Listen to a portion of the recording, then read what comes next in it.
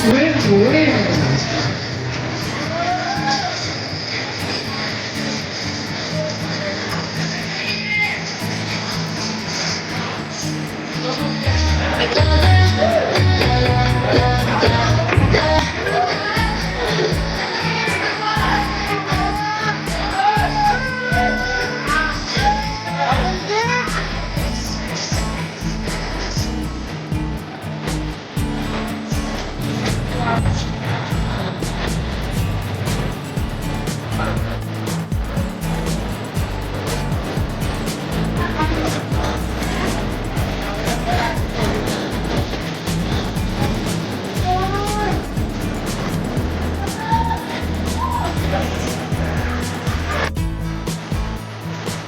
Alright, so if there are all comments, palakpakan naman natin all 6 of our gorgeous and hot hunks in their steaming swimwear.